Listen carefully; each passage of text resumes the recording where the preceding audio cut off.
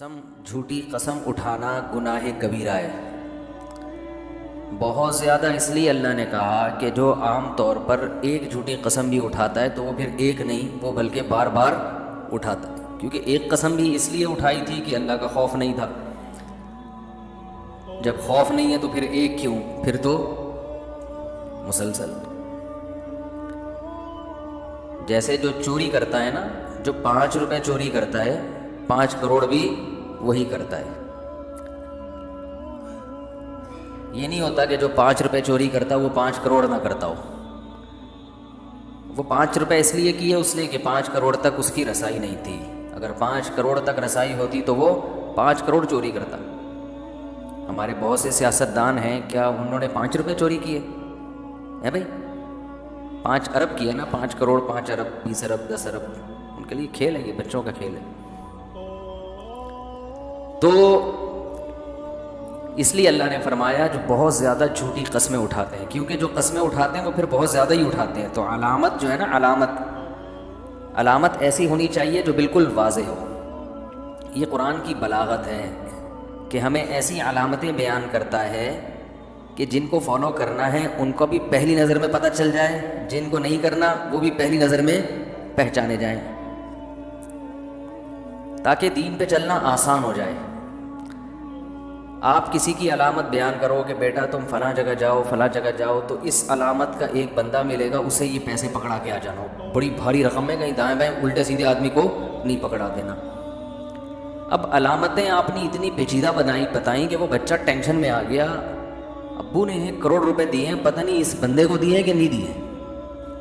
مثلاً علامت یہ بتائی کہ دیکھو اس کے سر پہ گھنے بال نہیں ہوں گے، کہیں کہیں سے گنجا ہوگا۔ یہ بڑی مشکل علامت ہے، ٹوپی اتروا کے دیکھ رہے ہیں کہ اب پتہ نہیں یہ گھنے کہلاتے ہیں یا یہ ہلکے کہلاتے ہیں، کنفیوز ہو جائے گا نا۔ یہ علامت یہ بیان کی جائے کہ بالکل کیا ہوگا اگر ایسی ٹرینڈ ہے کہ ایک بال بھی نہیں ہے تو پھر علامت ہوگی کہ بیٹا بالکل چمکتا ہوا چاند، اور فلاں کلر کے کپڑے، پہلے بھی یہ بتائے گا کہ پینٹ شرٹ میں ہے یا شلوار قمیض میں، یہ فوراً پتہ چلتا ہے۔ شلوار قمیض والے بھی بہت سارے گنجے گھوم رہے ہوتے ہیں، تو شلوار قمیض کا کلر بتائے گا، ایج بتائے گا، بھائی دیکھو بچہ نہیں ہے اتنی عمر کا ہوگا، تو ایسی واضح کہ دیکھتے ہی پتہ چل جائے۔ یہ سمجھ رہے ہیں؟ تو اللہ تعالیٰ بھی جب برے لوگوں کی علامتیں بیان کرتے ہیں نا کہ ان کو فالو نہیں کرنا، تو کھل کے بالکل واضح، اللہ نے یہ نہیں کہا کہ ایسے لوگوں کے پیچھے مت چلو جو جھوٹی قسم اٹھاتے ہیں۔ تو وہ پہچاننا مشکل ہے کہ کبھی کبھار کون جھوٹی قسم اٹھاتا ہے کون نہیں اٹھاتا۔ تو جو ایک تو جھوٹ اصل میں کیریکٹر جو ہے نا، انسان کا جو کیریکٹر ہے اس کا یاد رکھو 2 چیزوں سے پتہ چلتا ہے، جھوٹ سے اور مالی معاملات میں لین دین سے، اس سے کیریکٹر کا پتہ چلتا ہے۔ بہت اہم پوائنٹ کی بات بتا رہا ہوں، اللہ کرے کسی طرح اتر جائے میرے بھی اور آپ کے بھی دماغ میں، جو میں کہتا ہوں مجھے تو خود بھی ضرورت ہے نا اس کی۔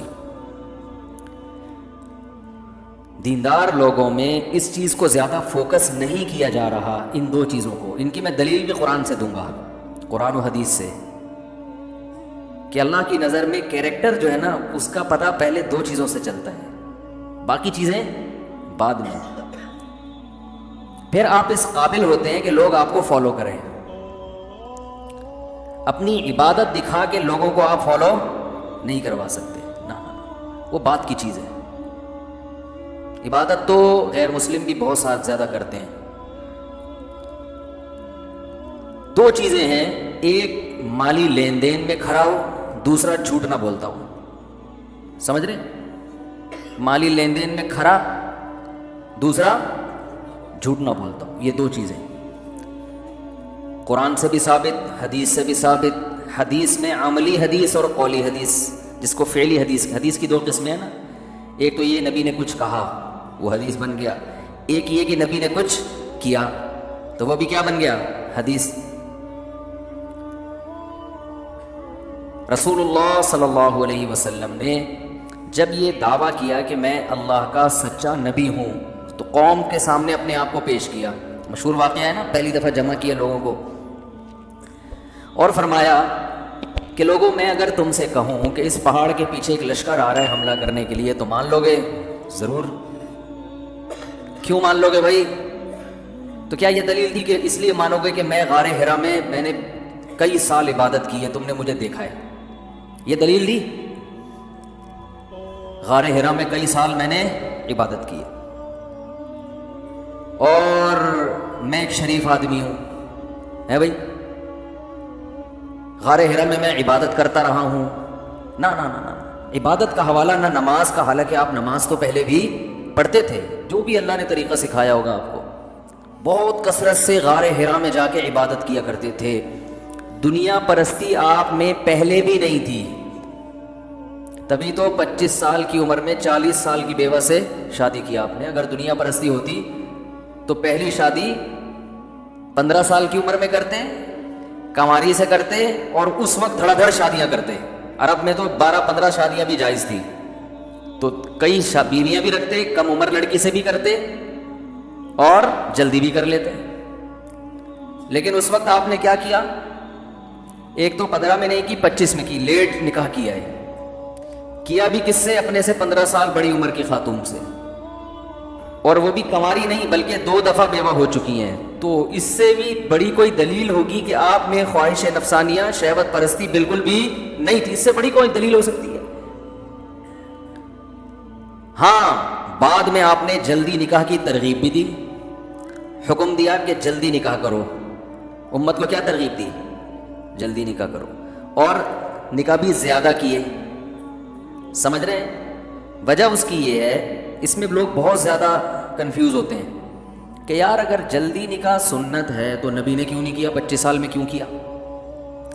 اور اگر کم عمری سے نکاح کرنا، مفتی طارق مسعود صاحب سے کہتے ہیں کہ بھائی جو مل جائے کر لو، کم عمر مل رہی ہے کم عمر سے کر لو، بیوہ مل رہی ہے بیوہ سے کر لو، طلاق یافتہ مل رہی ہے طلاق یافتہ سے کر لو، کم عمر لڑکی سے نکاح کرو گے تو بھی کوئی گناہ نہیں، اس پہ شہوت پرستی کا کوئی تانا دے یا یاش ہے تو وہ تانا دینے والا جل جل کے مر جائے گا بیچارہ، قیامت میں آپ کو تانا انشاءاللہ نہیں ملے گا، کیونکہ اللہ نے حلال کر دیا۔ ابھی نکاح کر رہا ہے نا، اپنے خرچے پہ کر رہا ہے۔ آج میں قاری صاحب کا سن رہا تھا، بہت بڑے قاری تھے مصر کے، ایک فاحشہ عورت نے ان کو نکاح کا پیغام بھیجا، بہت بڑے قاری تھے، انہوں نے اس پیغام کو مسترد کر دیا۔ وہ بہت پیچھے پڑی رہی، انہوں نے نہیں، فاحشہ تو نہیں، کیونکہ گلوکارہ، فاحشہ تو نہیں کہہ سکتے، فاحشہ ہونا ضروری نہیں ہے، گلوکارہ ہو سکتا ہے فاحشہ نہ ہو۔ گلوکارہ نے پیغام بھیجا، سنگر تھی، انہوں نے پیشکش کو مسترد کر دیا، اس نے درجنوں الزام ان کے اوپر ڈال دیے۔ سمجھ رہے ہیں؟ یہ عورتوں کی حربہ ہوتا ہے، کسی بھی وقت کسی مرد کو 2 منٹ میں اس کی عزت کو خاک میں ملا سکتی ہیں۔ ان عورتوں کو اللہ نے یہ صلاحیت دی ہے۔ آپ کے پاس جب تک ثبوت نہ ہو، باتیں کر کے، بڑے بڑے علماء کو ہم نے دیکھا ہے ذلیل ہوتے ہوئے، یعنی رسوا ہوتے ہوئے۔ قرآن میں جب اللہ نے رسول اللہ صلی اللہ علیہ وسلم کو حکم دیا کہ خواتین سے بیعت کریں، تو اس بیعت میں یہ الفاظ بڑھائے گئے، لا یاتین ببہتان، کسی مرد پہ جھوٹا الزام نہیں لگاؤ گی۔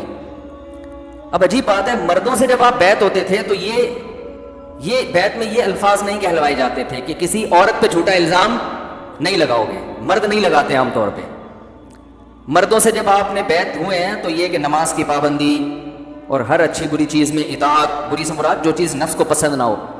لیکن جب خواتین سے آپ بیعت ہوئے ہیں، بیعت کی ہے خواتین کو آپ صلی اللہ علیہ وسلم نے، تو اس میں یہ الفاظ خاص طور پر لا یاتین ببہتان یفترینہ بین ایدیہن وارجلہن، خود سے کوئی الزام گڑھ کے کسی مرد پہ نہیں لگائیں گے، یعنی فحش الزام، کیونکہ خواتین کے پاس بہترین حربہ یہ ہوتا ہے، کسی کو 2 منٹ میں ذلیل کرنا ہو نا تو وہ فوراً کیا الزام ڈال دو، کوئی فحش الزام لگا دو۔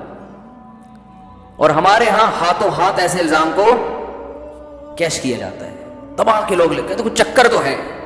وہ میں نے قصہ سنایا تھا نا کہ ایک نابینا آدمی اونٹ پہ، وہ کہیں بیچارہ کھڑا ہوا تھا، تو ایک آدمی اپنی بیوی کے ساتھ سفر کر رہا تھا اونٹ پہ بیٹھا ہوا، اس نابینا نے لفٹ مانگی کہ یار مجھے بھی وہاں پہنچا دو۔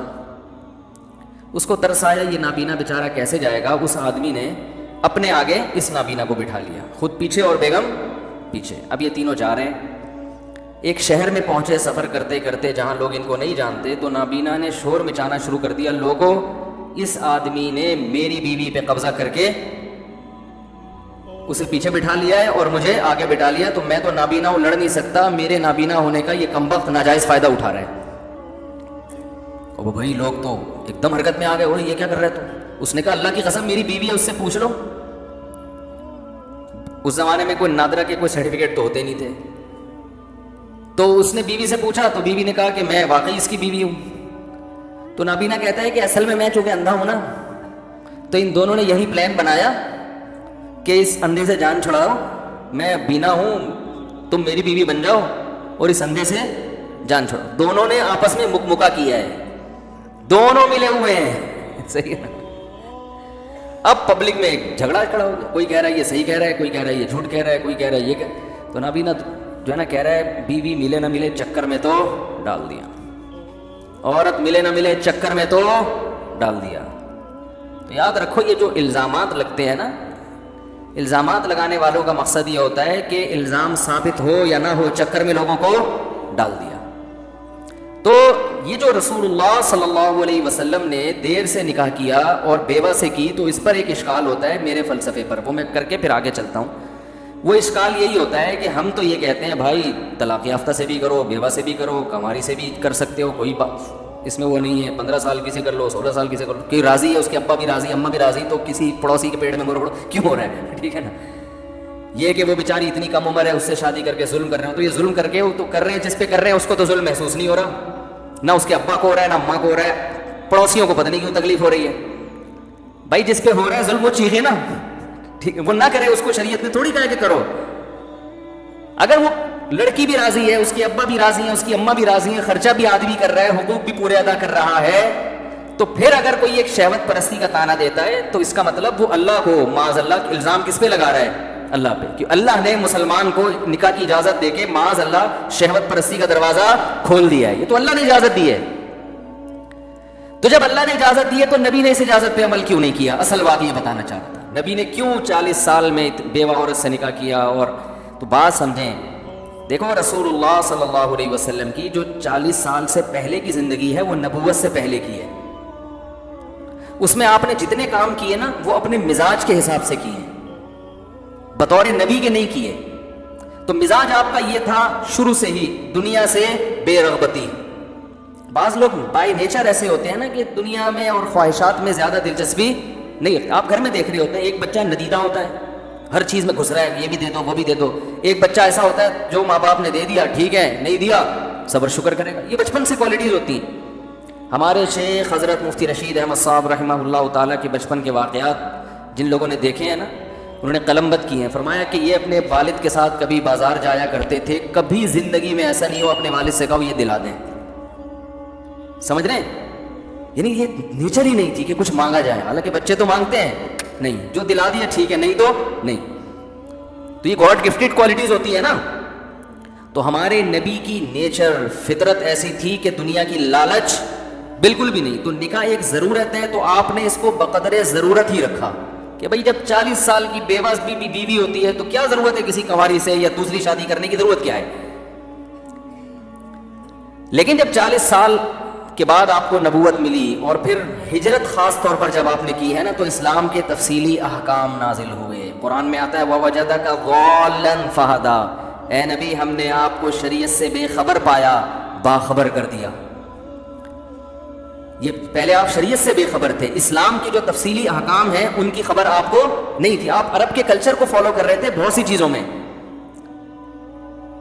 تو جب اللہ نے باخبر کر دیا تو اس کے بعد آپ نے کنواری سے بھی نکاح کیا، کم عمر سے بھی، بڑی عمر سے بھی، بیوہ سے بھی، طلاق یافتہ سے بھی، ہر طرح کی عورتوں سے بھی کیے اور زیادہ بھی کیے۔ اس میں یہ حکمت معلوم ہوتی ہے کہ اگر آپ نبوت سے پہلے یہ کام کرتے تو لوگ یہ کہتے آپ نے یہ کام اسلام کی وجہ سے نہیں کیے، یہ تو آپ کی ایک طبیعت تھی کہ زیادہ نکاح کرنا چاہتے تھے آپ۔ اور نبی صلی اللہ علیہ وسلم نے جو کام بائی نیچر کیے، ہمیں ان کاموں میں نبی کو فالو کرنے کا حکم نہیں ہے۔ جو کام شریعت سمجھ کے کیے نا ان کاموں میں ہمیں نبی کو فالو کرنے کا حکم ہے۔ تو نبوت کے بعد اور ہجرت کے وقت جب آپ نے نکاح کیے تو اب ہمارے اوپر یہ لازم ہو گیا کہ یہ ہمیں صاف پتہ چل گیا کہ نبی نے کم عمر سے نکاح یا زیادہ عمر کی عورتوں سے، بیوہ یا طلاق یافتہ ہر طرح کی عورتوں سے اور کثرت سے جو نکاح کیے یہ شریعت کے حکم کی وجہ سے کیے ہیں، لہذا تمہیں اس حکم میں نبی کو فالو کرنا ہے. نہیں آ رہی بات؟ یہ سنت دینی ہے، سنت عادیہ نہیں ہے. دینی سنت اور عادی سنت میں کیا فرق ہوتا ہے؟ سنت عادیہ کہتے ہیں جو آپ نے عادت کی وجہ سے کی ہے. اس زمانے میں عادت تھی، خچر پہ سواری عادت تھی، گدھے پہ سواری عادت تھی، گھوڑے پہ سواری عادت تھی، جو کی روٹی عادت تھی، ازار پہننا، لنگی پہننا عادت تھی. کچھ شریعت کی وجہ سے نہیں تھا. یہ ہر قوم کا ایک کلچر ہوتا ہے نا. لیکن نماز پڑھنا عادت تھی مگر دینی، شریعت کا حکم. روزہ رکھنا عادت تھی مگر دینی. داڑھی بڑھانا عادت تھی مگر دینی، کلچر کی وجہ سے نہیں. کلچر بھی تھا لیکن دین سمجھ کے کیا ہے آپ نے. تو اگر آپ ہجرت سے پہلے یا نبوت سے پہلے کثرت سے نکاح کرتے تو ہم اس بارے میں یہ کہہ سکتے تھے بھائی وہ تو اس زمانے میں کلچر تھا زیادہ شادیاں کرنے کا، اور کم عمر لڑکیوں سے بھی بڑی عمر کے لوگ نکاح کر لیا کرتے تھے. تو ہمارا کلچر چونکہ اس کی اجازت نہیں دیتا، جیسے ہمارا کلچر ہمیں گدھے پہ سواری کی اجازت نہیں دیتا، لنگی پہننے کی اجازت نہیں دیتا، جو کی روٹی ہمارے معدے ہضم نہیں کرتے، تو ہم تو پراٹھے کھائیں گے، ہم تو اپنے کلچر کو فالو کریں گے. تو آج بھی کوئی کہہ سکتا تھا کہ بھائی اس زمانے کا کلچر زیادہ شادیوں کا تھا، کم عمر لڑکیوں سے بھی شادیاں ہو جایا کرتی تھیں، تو آج ہمارا کلچر یہ نہیں ہے، ہم اپنے کلچر کو. تو یہ جو نبی نے پہلے اپوزٹ کام کیا، کلچر کے اگینسٹ چلے ہیں، اور ہجرت میں جب تفصیلی حکام نازل ہوئے تو پھر شریعت کے مطابق. تو اس مہر لگ گئی ہے کہ اسلام میں زیادہ شادیاں کلچر کی وجہ سے نہیں ہے، یہ اسلام کا حکم ہے. بہت مشکل ہے بھائی، بہت مشکل ہے. ایک تو 4-5 خواتین آتی ہیں ایک ہفتے بعد، پھر یہ بیان سن کے وہ پھر دو رہ جاتی ہیں. کوشش کرتا ہوں خواتین بیان میں آتی نہیں. بھائی سن لیا کریں، کڑوی مصیبت ہے، بولیے کیا کریں. کوئی بول نہیں رہا نا، دوسرے علماء بول رہے ہوتے تو میں چپ ہو جاؤں. کیا کریں اب بتاؤ. اب سوال ایک پیدا ہوتا ہے، یہ سمجھ میں آ گیا نبی نے پہلی شادی دیر سے کیوں کی اور بیوہ سے کیوں کی. تبھی تو قرآن کہہ رہا ہے عسیٰ رب ان طلقکن ان یبدلہ ازواجا خیرا منکن مسلمات مؤمنات قانتات تائبات عابدات سائحات سیبات وابکارا. اے نبی کی بیویوں، اگر تم نے نبی کی اطاعت نہیں کی تو نبی تمہیں طلاق دے دیں گے، پھر اللہ تمہارے بدلے میں دوسری عورتیں لے آئیں گے. وہاں بھی یہ نہیں کہ پھر ایک شادی نہیں کرائیں گے اللہ. ازواجا خیرا منکن مسلمات، مسلمات جمع کا صیغہ ہے اور جمع کثرت پہ دلالت کرتا ہے. بہت ساری عورتیں ہوں گی جو مسلمان ہوں گی، ایمان والی ہوں گی، توبہ کرنے والی ہوں گی، اللہ کی عبادت کرنے والی ہوں گی، ہے بھائی، روزے رکھنے والی ہوں گی، ان میں کنواریاں بھی ہوں گی اور طلاق یافتہ اور بیوہ بھی ہوں گی. دونوں قسم کی پھر اللہ لے آئے گا ریپلیس کر کے.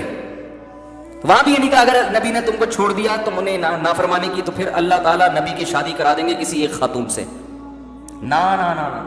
پھر اسی طرح اللہ تعالیٰ تمہارے بدلے اتنی ہی تعداد میں اور دوسری عورتوں کو لے آئے گا. تو یہ پتہ چلا یہ تو شریعت کا حکم ہے. اللہ نے اب نبی کی کم بیویوں پہ اللہ راضی نہیں ہے. مسلمان کو 4 سے زیادہ کی پابندی لگائی ہے. اس کی بہت ساری حکمتوں میں ایک حکمت یہ بھی ہے کہ اگر 4 سے زیادہ کی اجازت ہو جائے نا تو عورتیں اتنی پیدا نہیں ہوتی ہیں. نتیجہ یہ نکلے گا مالدار لوگ، کروڑ پتی لوگ 20 رکھ لیں گے، غریب آدمی کو مارکیٹ میں ایک بھی نہیں ملے گی. سارے جو ہے نا عورتیں تو زیادہ دولت کو دیکھتی ہیں نا، تو بڑے بڑے مالدار لوگ ایک ایک بنگلہ لے کے دے دیں گے. وہ بعض غریب عورتیں وہ کسی مالدار کی 20ویں بیوی بننے کے لیے بھی تیار ہو جائیں گی. وہ کہیں گی اتنا پیسہ ہے، چلو 20ویں دن باری آئے گی لیکن پیسہ تو روزانہ آئے گا نا اتنا. تو جو بڑے بڑے ہیں نا اربوں ڈالر جن کے پاس ہیں، تو غریب کو ایک بھی نہیں. تو اللہ نے کہا 4 پیدا 4 بھی نہیں ہوتی ہیں، لیکن 4 میں ایک بیلنس رہے گا کہ چند لوگ ہی ہیں جو 4 کر پائیں گے، جو بہت مالدار ہوں گے، اور کچھ 2 کر لیں گے، زیادہ تر 1 کریں گے، کچھ کنوارے گھومیں گے. کیونکہ عورتیں اتنی تھوڑی پیدا ہوتی ہیں. جو کنوارے گھومیں گے وہ کیوں گھومیں گے؟ وہ ہوں گے جن کو کوئی خاتون لفٹ کرانے کے لیے تیار نہیں ہوگی. یہ لوگ کہتے ہیں نا عورتوں مردوں کا ریشو تو برابر ہے. تو بھائی برابر تو ہے، لیکن فطرت یہ چاہتی ہے کہ بہت سے مردوں کو بیوی ملے ہی نہیں. حقیقت ہے یہ. اس لیے اللہ نے بیلنس برابر رکھ کے مردوں کو زیادہ شادیوں کا حکم دے دیا تاکہ بہت سے مردوں کو بیوی نہیں ملے. ان کا کیا قصور ہے؟ ان کا قصور یہ سٹے لگاتے ہیں، یہ شراب پیتے ہیں، یہ پائپ کے اندر بیٹھے رہتے ہیں، سارا دن اسنوکر کھیلتے رہتے ہیں. یہ تو مردوں میں یہ بدماشیوں کا ریشو عورتوں سے زیادہ ہے. ان مردوں کی اللہ شادی چاہتا ہی نہیں ہے. نہیں یار یہ بات میرا خیال ہے. جو اللہ کو پتا تھا نا مرد اور عورتیں برابر تو ہوں گی، لیکن بہت سے مرد بے روزگار ہوں گے. عورت کے لیے بے روزگار ہونا کوئی عیب نہیں ہے. بہت سے مرد نشے کے عادی ہوں گے، بہت سے مرد چور ہوں گے، ڈاکو ہوں گے. تو اللہ چاہتے ہیں کہ جب معاشرے میں پتہ چل جائے گا کسی خاتون کو کہ یہ چور ہے تو نہیں کرے گی، وہ کسی کی دوسری بیوی بن جائے گی، اس کی پہلی بننے کے لیے تیار نہیں ہوگی. تو اس میں عورت کا فائدہ ہے. سمجھ رہے کہ نہیں سمجھ رہے؟ نہیں سمجھ رہے. جیسے جاتے ہیں نا ویسے کنوارے کے کنوارے آ کے اگلے بیان میں بیٹھ جاتے ہیں. سمجھ رہے ہوتے تو کچھ تو فرق پڑتا. باقی دوسری شادی کی شرائط بھی ہیں, وہ تو میں بیان کرتا رہتا ہوں. عدل ہے, حقوق ہیں, جو حقوق ادا نہیں کرتا وہ شہوت پرست ہے. تو جو بھی مجھ پہ الزام لگائے نا لوگ, بہت زیادہ ہی وائرل ہو رہی ہیں چیزیں اس قسم کی, ابے یہ تو شادیاں کرتا ہے, ابے یہ تو یہ کرتا ہے. میں افسوس ہوتا ہے جب صحیح اہل حق, کسی عالم جو اہل حق ہوں ان کی طرف سے ایسی بات سنتا ہوں تو پھر بہت غصہ آتا ہے. تو جس نے ہے بیٹھ کے بات کرے بھائی. کوئی بھی اٹھ کے کسی پہ کچھ بھی لگا دے الزام, تو گورنمنٹ کی طرف کوئی پابندی تھوڑی ہے. بولتے رہو بیٹھ کے, آؤ بیٹھو ہمارے سامنے بیٹھو, کچھ نہیں کہیں گے, ثبوت پیش کرو, ٹھیک ہے نا. نہیں تو پھر ہم جو باتیں کریں گے پھر وہ بھی دوسری بات بھی سنو, پھر رائے قائم کرو. تو یہ بات یاد رکھو, اس زمانے میں زنا کرنے والے پر تہمتیں نہیں لگتی. شادی جو کرے گا نا, خدا کی قسم اس کو معاشرہ بھی ذلیل کرے گا, اس کے عیب تلاش کرے گا. اور بہت افسوس کے ساتھ کہنا پڑتا ہے, بعض, سب نہیں, بہت سے علماء بھی اس کے پیچھے پڑ جاتے ہیں افسوس کے بعد. ابے یہ یوں ہے, ابے یہ یوں ہے, ابے یہ یوں کرتے رہیں گے. بھی کیا ہوا, ایک صاحب نے, میں نے بریانی منگوائی نا ہوٹل میں, کہیں جانا ہوا, وہ کہہ رہے تھے مفتی صاحب ہے تو یہ تو سادہ چاول کھاتے ہوں گے بریانی میں نا. پتہ نہیں لوگوں نے بزرگ, اب جن کو بزرگ سمجھتے ہیں ان کا کام ہے سادہ, اسے سادہ سے لگا. میں نے کہا بھائی مسالہ ڈال اس میں, چٹپٹا کر اس کو. میں نے کہا ہم ہندوستانی لوگ ہیں, ہم چٹخارے دار چیزوں کے عادی ہیں. میں نے کہا اس کو ذرا لال لشپش قسم کا چٹخارے دار بنا اس کو. اور میں نے کہا تیری دیگ میں جتنی ہری مرچیں ساری ڈال کے لیا. وہ پھر ایک دو لے کر آئے. میں نے کہا بھائی میں نے اردو میں کہا ہے جتنی ہری مرچیں ہیں نا دیگ میں ساری ڈال کے لیا. میں نے کہا جب تک پسینہ نہ آئے نا مزہ تھوڑی آتا ہے. باقی یہ کہ اس سے ہاضمہ خراب ہوتا ہے, ہاضمہ گیا, سمجھ رہے, ہاضمہ گیا, کھانے دو یار. ہمارا ہاضمہ الحمدللہ فی الحال خراب نہیں ہو رہا, جب ہونے لگے گا تو پھر غور کریں گے اس میں بھی. تو کھا رہے ہیں یار ہر چیز, ہر مسالے دار چیز ہر ایک کو نقصان نہیں پہنچ. میں ہری مرچیں بہت زیادہ کھاتا ہوں تو ہر چیز ہر ایک کو نقصان نہیں ہوتی. جو چیز, جن چیزوں کا بچپن سے عادی ہوتا ہے نا انسان, اس کا آپ 2 ہری مرچیں کھا لو آپ کا پیٹ خراب ہو جائے گا, ہم پھوڑ دیتے ہیں طبیعت سے. تو جس چیز کی بچپن سے عادت پڑی ہوئی ہو, یوز ٹو ہو جاتا ہے, اس کا پھر نقصان نہیں ہوتا. ہمیں مسالوں کی, چٹخاروں کی عادت پڑی ہوئی ہے. تو میں ان سے کہا, میں نے کہا ان سے بولو جب نیمبو نچوڑ کے اس میں ہم کھا رہے ہوتے ہیں اپنے خرچے پہ تو آپ کو تکلیف نہیں ہوتی, تو ہم مزے کے لیے اگر شادیاں کر رہے ہیں تو آپ کو کیا تکلیف ہے. اور دوسری بات یہ کہ شادیاں تو مزے کے لیے اس زمانے میں انسان کر ہی نہیں سکتا. جو یہ کہتے ہیں نا شادیاں مزے کے لیے کر رہا ہے, وہ تو خدا کی قسم میرا خیال ہے اس سے بڑا بیوقوف دنیا میں پیدا نہیں ہوا. کیونکہ مزے اڑانے کا شوق دنیا میں ہر ایک کو ہوتا ہے. کتنے لوگ ہیں بڑے بڑے مزے کے کام کر رہے ہیں لیکن شادی نہیں کرتے, ان کو پتہ ہے یہ مزے اڑانے کی چیز نہیں ہے. کبھی آگے ہماری لائف دیکھو, آپ کو پتہ چل جائے گا کہ کتنے مزے اڑا رہے ہیں یہ. آپ کو دیکھو نا, آپ پاگل. میرے ساتھ بعض لوگ میرے قریبی دوست ہیں, میں کہتا ہوں 24 گھنٹے میرے ساتھ رہتے ہیں. وہ کبھی کبھار نہ کہتے ہیں صاحب آپ کے ساتھ دوست ہیں, چلو بھائی. تو کہتے ہیں یار آپ کے سر پہ بال کیسے قائم ہیں, کیسے ہیں. تو میں کہتا ہوں یہ قائم نہیں تھے, گر گئے تھے, دوبارہ نکالے ہیں بڑی محنت کر کے. حقیقت ہے. لوگ کہتے ہیں آپ یہاں بیٹھ کے مسکرا رہے ہیں ایسے خوشی ہے, تو یہاں بیٹھ کے مسکرا رہے ہیں نا, اسی کہ یہاں بیٹھے ہوئے ہیں, ابھی گھر سے باہر ہیں. تو جو یہ کہتا ہے نا کہ یہ عیاشی ہے شادیاں کرنا, تو بھائی کر لو. اگر یہ عیاشی ہوتی تو ہمارے سابق صدر سب سے پہلے کرتے. یہ عیاشی ہے ہی نہیں, یہ تو بڑا ٹینشن والا کام ہے. تبھی میں لوگوں سے کہتا ہوں جہاد کے لیے کرو شادیاں, پھر کم عمر سے کرو, بیوہ سے کرو, طلاق یافتہ آپ کی مرضی ہے. ترجیح ہم اسی کو دیتے ہیں, بھائی بیوہ سے کرو تو زیادہ اچھا ہے, طلاق یافتہ سے کرو تو زیادہ اچھا ہے. کیونکہ کنواری کا تو کہیں بھی ہو جائے گا, بیوہ سے کرو تو زیادہ اچھی بات ہے نا. یہ اچھی بات ہے, کوئی فرض واجب نہیں ہے آپ کو. اگر کنواری مل رہی ہے اس سے کر لو, اپنی ذمہ داری پہ کرو. پٹو گے تو ہمارے سامنے آ کے مت رہو, یہ تو پٹتے ہیں بھائی, یہ تو اس کا حصہ ہے بھائی. باقی یہ کہ پہلی بیوی کو ٹارچر کرنا ٹھیک نہیں ہے, بار بار بلا وجہ کرانا ہوتا نہیں ہے. اس کو ہر بات پہ تانے دیتے ہیں, یہ بھی غلط ہے. اور کرنا ہے تو سنجیدگی کے ساتھ. پہلی زوجہ کی محبت میں کمی نہیں آنی چاہیے, اس کو محبت سے تیار کرو, سمجھاؤ. دوسری بیوی کو پہلی کے ساتھ نہیں رکھ سکتے آپ, الگ گھر لے کے دینا پڑے گا, الگ گیس بجلی کا کرایہ سب الگ. اسلام میں یہ نہیں ہے کہ دوسری کو لا کے پہلی کے تھوپ دیا جائے اس کے, وہ کوئی اس کی بہن نہیں ہے. سگی بہنیں نہیں ایک ساتھ رہتی ہیں آج کل, سوکنوں کا کہاں سے لا کے ٹھوس رہا ہے صحیح ہے نا, یہ اس پہ ظلم ہے. الگ رکھو, اس کے حقوق میں کمی نہ ہے, اس سے محبت میں کمی نہ. یہ ساری شرطوں کے ساتھ شریعت ترغیب دیتی ہے, ان شرطوں کے بغیر ترغیب نہیں دیتی. تو یہ شرطیں پوری کریں اور پھر کریں, کیونکہ عورتیں بہت بیچاری طلاق یافتہ, بیوہ, ہر طرح کی عورتیں بھری ہوئی ہیں. ہر گھر میں مسئلہ ہے یا نہیں ہے, جہاں بیٹی پیدا ہوتی ہے ٹینشن میں آ جاتے ہیں لوگ. تو خیر اب میں اصل بات کی طرف آتا ہوں جلدی سے. اصل بات تو یہ تھی, اب میں دوسری بات کی طرف آتا ہوں.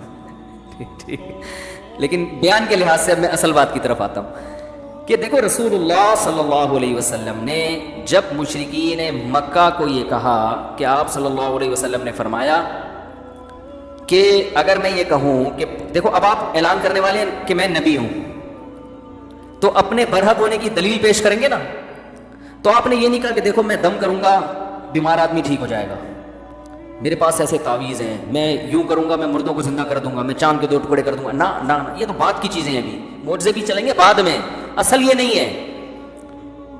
پھر یہ بھی نہیں کہا کہ میں غار حرا میں کتنی عبادت کرتا ہوں دنیا سے بے رغبتی, اور میں نے تو دیکھو 25 سال میں بیوہ عورت سے شادی کی ہے تو مجھے دنیا کی لالچ بھی نہیں. کوئی دلیل نہیں. دلیل یہ کہ میں جھوٹ نہیں بولتا, کردار پیش کیا جا رہا ہے. اور جھوٹ نہ بولنے کی دلیل پیش کی. میں اگر کہوں کہ پہاڑ کے پیچھے سے کوئی لشکر آ رہا ہے مان لو گے, انہوں نے کہا مان لیں گے, تو آپ نے فرمایا کہ اتنا میری بات پہ یقین کرتے ہو, اس کا مطلب تمہیں میرے کردار پہ شبہ, کیریکٹر کے لحاظ سے میں ٹھیک ہوں. کیوں یقین کر لو گے؟ لوگوں نے کہا آپ صادق اور امین. امین کا مطلب پیسوں میں خیانت. دیکھو بڑی خاندانی باتیں ہیں یار, اللہ کرے مسلمان کی کھوپڑی میں آ جائے. مسلمان میں یہ 2 چیزیں نہیں ہیں, باقی سب کچھ ہے. روزے بھی رکھے گا, داڑھی بھی رکھے گا, حج بھی کرے گا, زکوٰۃ بھی دے گا, 2 چیزوں میں 2 نمبری ہے. اور غیر مسلم میں یہی 2 چیزیں ہیں, باقی بولو نا. سب غیر مسلموں میں نہیں, میجورٹی کی بات. جو پڑھے لکھے یورپ کے, امریکہ, یورپ, UK وغیرہ میں جو اکثر پڑھے لکھے لوگ ہیں ان کی بات کر رہا ہوں, ورنہ ہر 2 نمبر لوگ مارکیٹ میں ہر جگہ ہی موجود ہیں. اتنی بھی خوش فہمی کا شکار نہیں ہونا چاہیے کہ پتہ نہیں وہ کیا ہیں. لیکن میجورٹی غیر مسلموں میں 2 چیزیں زیادہ آ گئی ہیں, سچ اور پیسوں کے معاملے میں 2 نمبری نہیں ہے. آپ کسی غیر مسلم ٹھیکیدار کو, یورپ کا رہنے والا, USA کا, UK کا رہنے والا ہو, آپ اس کو ٹھیکہ دیں, ایڈوانس پیسے دے دیں تو آپ کا کام پہلے کر کے دے گا. وہ کسی مسلمان تہجد گزار جس کی پیشانی پہ رو رو کے, آنکھوں پہ نالی, اللہ کے خوف سے رو رو کے یہاں نالیاں بن چکی ہوں, اور سردوں میں ٹکریں لگا لگا کے یہاں کالے نشان پڑ گئے ہوں, ایسے آدمی کو جو ٹھیکیدار ہو ایڈوانس پیسے دے دیں آپ بس. پھر جتنا وہ راتوں کو اٹھ کے روتا ہے نا, اس سے ڈبل پیسے نکلوانے میں آپ رہو گے اس کے سامنے. یار اللہ کا واسطہ, کیا خیال ہے بھائی, میرے پیسے دے دے یار, کام کر دے یا میرے پیسے. آپ کا جرم یہ ہے کہ آپ نے اس کو پیسے ایڈوانس دے دیے تھے. میرا خیال ہے غلط تو نہیں کہہ رہا میں. ایسے ایسے واقعات ہیں نا میرے پاس, میں بتاؤں آپ حیران ہو جاؤ. تو جتنا وہ تہجد میں نہیں روتا, اس سے زیادہ وہ آپ کو رلائے گا اپنے پیسے نکلوانے میں. ہمارے ایک دوست ہیں سعودی عرب سے آئے, یہاں پہ تجربہ نہیں تھا, ساری زندگی سعودیہ میں گزری. یہاں انہوں نے ہوٹل بنانا تھا, بڑے تاجر تھے, ایڈوانس پیسے دے دیے. ان کا خیال تھا یار ادھر ایڈوانس دے دو کام جلدی ہو جاتا ہے, یہاں ایڈوانس دوں گا. یہ تو ماشاءاللہ اپنے مسلمان بھائی ہیں, اور اپنے ہیں وہ نیشنلٹی پاکستانی ہے تو ہیں بھی پاکستانی. یہ تو ایک دم دیا اور بندہ ایسے غائب جیسے گدھے کے سر سے سینگ غائب. مجھے فون کر کے کہہ رہے یار میں نے ایڈوانس پیسے دیے تھے, وہ تو بندہ ہی پکڑائی میں نہیں آ رہا, کام ہی نہیں کر کے دے رہا. میں نے کہا اگر وہ پکڑائی میں آ گیا اس سے بڑا دنیا کا بے وقوف کوئی بھی نہیں ہے, یہ بتا دوں. کیونکہ ہمارے ہاں بے وقوف کی ڈیفینیشن یہ ہے کہ پیسے دو اور وقفے وہ واپس کر دیں. یہ یہاں کی ڈکشنری میں جو حکومت پاکستان کی طرف سے جو ڈکشنری شائع ہوئی ہے اس میں بے وقوف کی ڈیفینیشن یہی لکھی ہوئی ہے کہ جو وقت پہ پیسے واپس کر دیں. بھائی جب پیسہ کمانا اس کی زندگی کا ویژن ہے تو جب آپ نے ایڈوانس پیسے دے دیے, اب کام کر کے اس کو کام کوئی اور کر لے گا. کیا خیال ہے, اس کا مقصد ہی پیسہ تھا تو وہ تو پہلے ہی مل گیا, تو کام کیوں کروا رہے ہو بھائی اس سے. تو میں نے ان سے کہا اب ہم پاکستان میں رہتے ہیں, اب ہم سے پہلے مشورہ تو لے لیتے ہیں. سارا ہر چھوٹی بڑی باتوں کا آپ مشورہ لیتے ہو, اتنی بڑی اماؤنٹ کسی کو دے رہے ہو, مشورہ نہیں لیا آپ نے. تو رسول اللہ صلی اللہ علیہ وسلم نے کیا فرمایا, لوگوں نے کیا کہا, آپ صادق ہیں اور امین. امانت کسے کہتے ہیں؟ لوگوں کے مال کا محافظ ہو. آنکھ بند کر کے کوئی آپ کے پاس 1 کروڑ روپے بھی رکھ دے نا, اسے یہ غم نہ ہو کہ یہ کھا جائے گا, یہ دائیں بائیں کر دے گا, اسے یہ غم نہ ہو. اسے پتا ہے کہ یہ اپنے پیسوں سے زیادہ میرے مال کی حفاظت کرے گا, یہ وصیت لکھ کے رکھے گا کہ فلاں کا پیسہ میرے پاس ہے, میں مر گیا تو اس تک کیسے پہنچایا جائے. آج کل لوگوں کے پاس امانت رکھواؤ, قیمتی چیزیں ہوتی ہیں, وصیت ہی نہیں کرتے. بھائی آپ نے کیوں یہ فرض کر لیا کہ میں ہر وقت زندہ رہوں گا, کبھی بھی نہیں مر سکتا؟ یہ کیوں فرض کر لیا؟ آپ اگر دیکھو نبی صلی اللہ علیہ وسلم کی صحیح حدیث ہے بخاری کی, کسی مسلمان کے لیے جائز نہیں ہے کہ اس کا کوئی لین دین ہو, کوئی چیز اس پر ہو اور وہ اسے لکھے بغیر مر جائے. 3 دن تک اسے نہ لکھے, 3 دن تک مہلت دی ہے, 3 دن سے زیادہ گزر گئے نا اور لکھا نہیں ہے آپ نے, گنہگار ہو گیا. سمجھ میں آ رہی ہے بات کہ نہیں آ رہی؟ آپ دیکھو میں بہت نالائق انسان ہوں, لیکن میں ایک چیز کا اہتمام کرتا ہوں کہ ابھی میں مر گیا تو میرا جو مالی لین دین ہے وہ میرے وارثوں کو اس میں کنفیوژن تو نہیں ہوگی کہ کس کے پیسے کہاں پڑے ہوئے ہیں, کس کو کتنے پیسے دینے ہیں, یہ والی رقم کس کی ہے, اس تھیلے میں رقم کس کی ہے, بینک میں فلاں رقم کس کی ہے, کوئی کنفیوژن تو نہیں ہوگی. اس کی میں نے پہلے سے اتنی الحمدللہ تیاری کر کے رکھی ہے, ہر وقت اپڈیٹ کرتے رہتا ہوں. رات کو سونے سے پہلے سارے لین دین نا سب لکھتا ہوں, اسے اپڈیٹ کرتا ہوں اور بتایا ہے کہ میرے مرنے کے بعد فلاں آدمی کے پاس پاسورڈ ہے, ٹھیک ہے نا, وہ اس لیپ ٹاپ میں گھس کے یہ پاسورڈ کھولے گا اور یہ مالی لین دین نکالے گا, سب بتایا. کیونکہ میں مر گیا تو کیا ہو سکتا ہے بھائی, ایک ایک چیز کا الحمدللہ لکھا ہوا ہے کہ یہاں تک میں نے لکھا ہوا ہے کہ گھر کی فلاں جو بھی قیمتی چیزیں یہ کس کی چیز ہے, ایسا نہ اس کے بارے میں جھگڑا کھڑا ہو جائے, یہ چیز ہے کس کی, یہ اس میں وراثت جاری ہوگی یا نہیں ہوگی. سمجھ رہے کہ نہیں سمجھ رہے؟ تو یہ لازم ہے, یہ واجب ہے. آج لوگ اس کا اہتمام نہیں کرتے. تو نبی صلی اللہ علیہ وسلم نے کیا, لوگوں نے کیا کہا, آپ صادق ہیں اور امین. دیکھو پاکستان کے وزیر اعظم بننے کے لیے شرط تھی کہ وہ صادق اور امین ہو. اب اس کی کوشش ہوتی رہی ہے کہ اس کو بھی کیا کرو, تاکہ جو پھر ایک شرط, ابھی تو یہی کوشش ہوگی کہ اس شک کو نکالو. کچھ دنوں کے بعد یہ شک آئے گی کہ شرط ہے کہ وہ جھوٹا اور چور ہو. یہ شک ڈالیں گے پھر پاکستان کا وزیر اعظم یا صدر بننے کے لیے ضروری ہے کہ پرلے درجے کا قذاب, جھوٹا اور 1 نمبر کا چور. تو شکر کرو اگر یہ شرط نکل بھی گئی نا تو غنیمت ہے, یہ والی شرط نہ آ جائے گئی. یہ ڈر لگ رہا ہے ہمیں. تو جس زمانے میں یہ کوشش کی جا رہی تھی نا, اب نکالا اس شرط کو, نہیں نکالا نا, شکر ہے. باقی ہے نام کی حد تک ہے, لیکن چلو ہے تو نا. کوئی کرپشن کا الزام لگا کے کسی کو ہمیشہ کے لیے برطرف تو کیا جا سکتا ہے نا, اتنا تو ہے نا کم از کم. تو نبی صلی اللہ علیہ وسلم نے اپنے برحق ہونے کے لیے غار حرا کی عبادت کو پیش نہیں کیا. آپ نے پیش کیا, میں سچ بولتا ہوں, میں جھوٹ نہیں بولتا. لوگ ہزاروں لاکھوں کی امانتیں آنکھ بند کر کے میرے پاس رکھواتے ہیں, اور یہ 2-4 دن کی بات نہیں ہے, 40 سال آج تک میرے اس کردار پر کسی نے انگلی نہیں اٹھائی, کسی نے انگلی نہیں اٹھائی. 40 سال گزر چکے ہیں, میرے کیریکٹر پہ کسی نے انگلی نہیں اٹھائی. تو کیریکٹر کی ڈیفینیشن سمجھ میں آ گئی, واٹ از کیریکٹر, سمجھ رہے ہو؟ آپ کوئی غیر مسلم آپ کی نماز سے متاثر نہیں ہوگا, سمجھ رہے ہیں, آپ کے روزے سے متاثر نہیں, آپ کے حج سے متاثر نہیں ہوگا. حج کی ویڈیوز جاتی ہیں پوری دنیا میں, لوگ دیکھتے ہیں.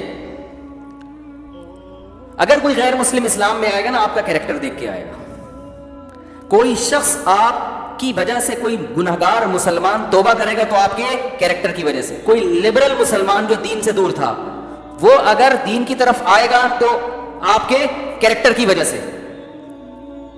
وہ پیسے دے کے چیک کرے گا یہ وقت میں واپس کرتا ہے کہ نہیں کرتا. بعض لوگ یاد رکھو بہت بڑے چور ہوتے ہیں, وہ ٹائم پہ واپس کرتے ہیں, یہ بتا دوں میں, یہ بھی ہمیں تجربے ہیں. مجھے تو اب ایسے آدمی سے زیادہ ڈر لگ رہا ہوتا ہے جو ٹائم پہ واپس کر رہے ہیں, کیونکہ مجھے ایسے بھی زندگی میں لوگ ٹکرے ہیں کہ ابھی ٹائم ہوا نہیں ہے, ٹائم سے 1 دن پہلے پیسے واپس کرنے آ گئے اور کہنے لگے یار اصل میں نا ہمارے نا طبیعت صحیح نہیں رہتی اگر میری جیب میں کسی کے پیسے ہوں. میرا کسی سے بزنس ہوا تھا تو وہ بندے سے کو میں نے پیسے دیے تھے, انویسٹمنٹ کی تھی. اب تو میرا تجربہ ہے, دنیا میں اس سے بڑا بیوقوف کوئی نہیں ہے جو اپنے پیسے کسی کو انویسٹمنٹ کے لیے دے. کچھ تجربے ہیں جو میں انشاءاللہ مرنے سے پہلے لکھ کے دنیا سے جاؤں گا, اپنی اولادوں کو وصیت کروں گا. جب بھی کسی کو پیسے دو, تھوڑے دن تک صحیح چلے گا, اور وہ صحیح اس لیے چل رہا ہوگا تاکہ اعتماد بحال ہو جائے, زیادہ بڑی رقم نکال کے بھاگ جاؤں. اللہ ماشاء اللہ دنیا میں اچھے لوگ ہر جگہ ہوتے ہیں, لیکن ہوں گے, اللہ کرے ایسا ہو. تو 1 دن پہلے پیسے دینے آ جاتا. میں نے کہا بھائی خیریت, ابھی تو ٹائم ہوا نہیں, آپ پہلے سے پروفٹ دینے آ کے کہہ رہے ہیں. یار اصل میں مسئلہ یہ ہے مفتی صاحب, کسی کی پیسے میری جیب میں ہونا میرے کو نیند نہیں آتی, بس مجھے کچھ پتہ نہیں ایسا کچھ فیل ہوتا ہے. میں نے کہا یا اللہ میں نے سوچا اس اگلا بیان اسی کا کرواؤں گا میں. ایسے ایسے مجھے نا خیالات آنا شروع ہو گئے کہ یار یہ تو ہمیں اس سے سیکھنا چاہیے بھائی. وہ ہوا یہ تھا کہ اعتماد بحال کرنے کے لیے نا، کیونکہ جب آپ انویسٹمنٹ کرتے ہو پروفٹ آتا ہے وقت سے پہلے دینا شروع کر دے ایڈوانس میں کہ حساب کل کر لیں گے، ایڈوانس میں فی الحال یہ پکڑ لیں، تو آدمی پھر اچھا یہ بات لوگوں کو بھی پتہ چلتی ہے تو لوگ بھی رابطہ کرتے ہیں.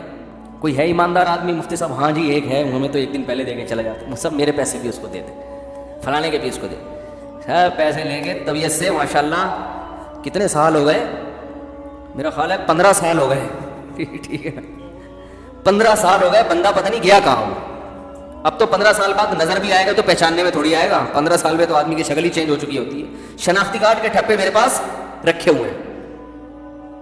اب ان ٹھپوں سے ہوگا کیا، وہ جو اسٹیمپ پیپر پہ نا انگوٹھے بھی لگے ہوئے، وہ کس کے پاس انگوٹھا لے کے جائے.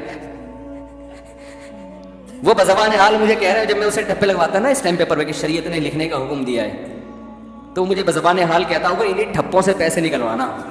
ٹھیک ہے، یا تو انگوٹھا دے کے جاتا نا پورا تو شاید آ جاتا یار میرا ایک انگوٹھا رہ گیا. ٹھپے میں کیا رکھا ہے بھائی بتاؤ نا. لوگ کہتے ہیں ہم نے نا پیسے دے کے اسٹیمپ پیپر پہ ٹھپا لگوایا ہے. وہ بھائی کچھ بھی نہیں ہو سکتا ٹھپوں سے.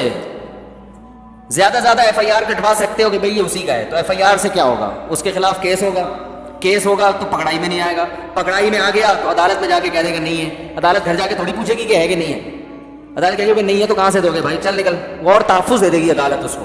بولے اب اس کو چھیڑنے کی کوشش کی نا، اچھا نہیں ہوگا. بتا رہے ہیں پھر وہ آپ کے سامنے دندناتا ہوا گھومے گا. بولے اب تو نکلوا کے دکھا. اب اگر اس کو کچھ ہو گیا تو آپ کو خطرہ یہ ہے کہ آپ پہ بلی آ سکتی ہے کہ اس نے مارا ہے. اب آپ اس کی حفاظت کی دعا مانگو، اے اللہ اس کو زندہ سلامت رکھنا، اس کو ڈینگی سے بھی نہ مارنا.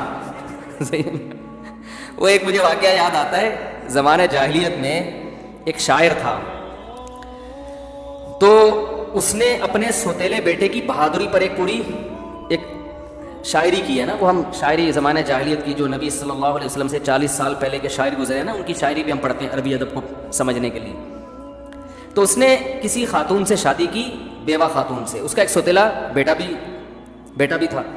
بیٹے کو اپنی ماں کا شادی کرنا پسند نہیں تھا، وہ سوتیلے باپ سے نفرت کرتا تھا. تو سوتیلے باپ نے ایک دن پروگرام بنایا. وہ سوتیلا باپ شاعری میں یہ ساری باتیں کہہ رہے ہیں کہ میں نے پلان بنایا کہ میں جنگل میں لے جا کے کسی بہانے اس کو قتل کر دیتا ہوں، جان چھوٹے یہ کباب میں ہڈی بنا ہوا ہے. تو وہ تفریح کے لیے نا اس اپنے سوتیلے بیٹے کے ساتھ، جوان لڑکا تھا وہ، اس کے ساتھ جنگل میں نکل گیا. تفریح کی، یہ وہ گھوم رہے پھر رہے. تو کہہ رہے میں نے پلان بنایا کہ جب یہ رات کو سونے کے لیے لیٹے گا، گہری نیند جب سوئے گا نا، تو میں تلوار سے اس کا کام تمام کر دوں گا. تو کہہ رہا ہے کہ جب یہ لیٹا ہے نا سونے کے لیے، تو میں جیسے ہی قریب گیا مجھے لگا کہ یہ خراٹے آ رہے ہیں. تو اتنے میں ایک معمولی سا کوئی پتا آ کے اس کے اوپر گرا. ہاں مجھے یاد آیا کہ میں نے اس پہ نا کنکر مار کے دیکھا، چھوٹا سا، کیسا تو نہیں ہوش میں ہو، کنکر مار کے دیکھا تو ایک دم اٹھ کے بیٹھ گیا. اس زمانے میں لڑائیاں بہت ہوتی تھی نا، تو یہ بہادری کی علامت تھی کہ دشمن سے ہر وقت ہوشیار رہنا. کہہ رہے ایک دم اٹھ کے بیٹھ گیا. کہہ رہے کیا مسئلہ ہے، کیا ہوا؟ تو میں نے کہا کچھ بھی نہیں، وہ کہیں سے کنکر آ کے گرا ہے. اچھا ٹھیک ہے. کہہ رہے پھر دوبارہ لیٹ گیا. اب یہ بیدار ہونا نا اس زمانے میں بہادری سمجھا جاتا تھا. ایسے نہیں سو رہے ہیں کہ ایک ٹانگ ادھر جا رہی ہے ایک ٹانگ ادھر جا رہی ہے، پڑے ہوئے خراٹے لے رہے، جو مرضی جو کچھ بھی کر کے چلا جائے. ایسا نہیں ہوتا تھا. یہ بہادری کی علامت سمجھی جاتی ہے. بھائی سوتے ہوئے بھی ہوشیار ہو کے سوتے ہیں، تو یہ بہادر آدمی کی علامت ہے. تو پھر وہ سو گیا. پھر کہہ رہے میں نے ایک کنکر مار کے دیکھا، پھر اٹھ کے بیٹھ گیا. کیا مسئلہ ہے؟ کہہ رہے میں تو ایک اس کی بہادری پہ اور اس کی بیداری پہ حیران بھی ہوا کہ یار یہ تو سوتے میں بھی اتنا ایکٹیو ہوتا ہے. کہہ رہا مسئلہ کیا ہے؟ میں نے کہا وہ بعض لوگوں کی نا قوت ارادی بہت تیز ہوتی ہے. وہ آپ نے دیکھا ہوگا کچھ لوگ ارادہ کر کے سوتے ہیں 4 بجے اٹھنا ہے، تو ایگزیکٹ 4 بجے ان کی آنکھ کھل جاتی ہے. یہ قوت ارادی ہے. تو بعض لوگ ایسے ارادہ کر کے کہ اگر کوئی بھی خطرہ ہوا تو ہم اٹھ جائیں گے، یہ ہوتا ہے یہ. تو کہہ رہے میں نے ایک اور کنکر مارا، پھر ایک دم اٹھ کے بیٹھ گیا. کہہ رہے 2-3 دفعہ جب ایسے ہوا نا تو اٹھ کے بیٹھ کے اس نے کہا کہ اب اگر میرے اوپر کنکر گرا نا تو میں تجھے مار دوں گا جان سے. کیونکہ اس کو شبہ ہو گیا تھا کہ یہ گڑبڑ، دشمنیاں تو تھیں، شبہ تو تھا کہ یہ مجھے کہیں قتل نہ کر دے. سوتیلا باپ ہے اور یہ جو ہے نا مجھے کباب میں ہڈی سمجھتا ہے تو قتل نہ کر دے، تو اس کو شبہ تو تھا. کہہ رہا ہے اب اگر کوئی کنکر میرے اوپر آ کے گرا تو میں تجھے مار دوں گا. تو وہ شاعر شاعری میں کہتا ہے کہ میں ساری رات حفاظت کرتا رہا ہوں کہیں سے کوئی کنکر اس کے اوپر آ کے نہ گر جائے. ساری رات میں اس حفاظت میں رہا ہوں کہ بھائی کوئی چیز نہ گر جائے، میری خیر نہیں ہے. تو یہاں بھی ایسا ہی ہے کہ آپ کسی کے خلاف FIR کٹوا دو تو اب آپ اس کی حفاظت حکومت سے اور اس کے ماں باپ سے زیادہ کرو گے، یار اس کو کچھ ہو نہ جائے. تو اس لیے پیسے ویسے کوئی نہیں نکلوا سکتا، یہ خوب ذہن میں رکھیں. آپ بدماش کسی نے رکھے ہوئے ہوں تو ایک الگ بات ہے، لیکن وہ بدماش اپنا کمیشن اتنا لے لیتے ہیں، پھر ان کا کیا بھروسہ وہ جس نے پیسے کھائے وہ آپ سے بھی زیادہ کمیشن ان کو دیتے ہیں، تو الٹا آپ سے اور پیسے نکلوا لیں گے. اس لیے بہتر یہی ہے جو آپ کی جیب میں ہے وہ صرف کس کے ہیں؟ آپ کے ہیں. تو خیر، تو یہ ہمارے مسلمانوں کے حالات ہیں، اکثر کے، میجورٹی کے حالات ہیں. لالچ، کنجوسی پیسوں کے معاملے میں، صداقت نہیں ہے، اور سخاوت بہت ہے. 2 نمبری سے پیسہ کما کما کے غریبوں کو دبا کے کھلا رہے ہیں، حج تسلی سے کر رہے ہیں، عمرے ہر سال ہو رہے ہیں، لیکن کسی کا پیسہ دبایا ہوا ہے، ادھر اس کا پیسہ دبایا ہوا ہے. اس نے پیسے دیے تھے بزنس کے لیے، انہوں نے عمرے پہ چلے گئے اس سے. عجیب قسم کی کنفیوژن ہے جو سمجھ سے بالاتر ہے. بھائی جب تو کسی کے پیسے تو نے کھائے ہیں تو لوگوں کو کیوں کھلا رہے ہیں؟ ان پیسوں سے غریبوں کو کیوں کھلا رہا ہے، یتیموں کو کیوں کھلا رہا ہے؟ پہلے تو جس کا حق ہے اس کا حق ادا کرنا، اس کے بعد آگے معاملات آئیں گے. تو دیکھو رسول اللہ صلی اللہ علیہ وسلم نے کیا پیش کیا؟ اپنی سچائی اور اپنی امانت. قرآن سے بھی ہمیں یہ پتہ چلتا ہے کہ کیریکٹر یعنی آدمی جو لوگوں پر اثر ڈالے گا نا، اس کا اثر لوگوں پر ہوگا. لوگ اس کی بات سنیں گے، اس جیسا بننے کی کوشش کریں گے، اس کی پھر ہر بات مانیں گے. تو اس آدمی میں 2 کوالٹی ہوں، سچا اور امانت دار. قرآن سے بھی پتہ چلتا ہے. قرآن مجید میں اللہ تعالیٰ کا ارشاد ہے وَمِنْ أَهْلِ الْكِتَابِ مَنْ إِنْ تَأْمَنْهُ بِدِينَارٍ لَا يُؤَدِّهِ إِلَيْكَ إِلَّا مَا دُمْتَ عَلَيْهِ قَائِمًا وَمِنْهُمْ مَنْ إِنْ تَأْمَنْهُ بِقِنْطَارٍ يُؤَدِّهِ إِلَيْكَ. اللہ نے فرمایا اہل کتاب جو یہود و نصارہ ہیں، یہودی بھی اور عیسائی بھی، ان کو اہل کتاب کہا جاتا ہے، کہ ان میں بعض ایسے ہیں کہ 1 دینار بھی ان کو دے دیا نا، 1 سکہ بھی، چونی بھی دے دی، 1 روپیہ بھی دے دیا، تو تمہیں واپس نہیں لوٹائیں گے جب تک سارا دن ان کے سر پہ کھڑے نہیں رہو گے. اور فرمایا ان میں ایسے بھی لوگ ہیں کہ سونے کا پہاڑ بھی اگر دے دیا تو فوراً واپس لوٹا دیں گے. تو اللہ تعالیٰ نے اہل کتاب میں بھی برے اور اچھوں کی جو تعریف کی اس موقع پر، اس میں بھی معیار پیسوں کا لین دین. تو پیسوں سے بہت جلدی انسان ٹریس ہو جاتا ہے کہ آدمی کیریکٹر کا کیسا ہے. باقی پھر نظریات ہیں کہ نظریہ درست ہوتا ہے تو اعمال درست ہوتے ہیں. بعض لوگ کیریکٹر کے اچھے ہوتے ہیں، ان کا کانسیپٹ ہی کلیئر نہیں ہوتا بہت سی چیزوں میں، ان کو اسلام سمجھ میں نہیں آ رہا. تو پھر ایسے لوگوں کو سمجھاؤ گے تو سمجھ میں آنا آسان ہوگا. والا صحیح ڈیفائن نہیں کر رہا ہوتا، یہ تو سمجھانے والے کی بھی غلطی ہے نا. شیطان بعض دفعہ کچھ غلط چیزیں دماغ میں ڈال دیتا ہے، وسوسے ڈال دیتا ہے وغیرہ وغیرہ. تو اسی طرح رسول اللہ صلی اللہ علیہ وسلم کی صحیح حدیث ہے، آپ صلی اللہ علیہ وسلم سے پوچھا گیا کیا مسلمان فلاں گناہ کر سکتا ہے؟ آپ نے فرمایا ہاں ہو سکتا ہے انسان سے. فلاں کر سکتا ہے؟ فرمایا ہاں ہو سکتا ہے. صحابی نے پوچھا یا رسول اللہ جھوٹ بول سکتا ہے مسلمان؟ فرمایا نہیں، مسلمان جھوٹ نہیں بول سکتا، یہ نہیں ہو سکتا. مسلمان ہو اور جھوٹ بول دے تو کتنی بڑی بات ہے. ایک مرتبہ آپ صلی اللہ علیہ وسلم لیٹے ہوئے تھے اور آپ جذبات میں آ کے بیٹھ گئے، اور آپ صلی اللہ علیہ وسلم نے فرمایا 3 آدمی ایسے ہیں، ثلاث لا يكلمهم الله يوم القيامة ولا ينظر إليهم ولا يزكيهم ولهم عذاب أليم. 3 آدمی ایسے ہیں جن کی طرف اللہ کبھی نظر اٹھا کے قیامت میں نہیں دیکھے گا، اور نہ ان کے گناہوں کو معاف کرے گا، اور ان کے لیے دردناک عذاب ہے.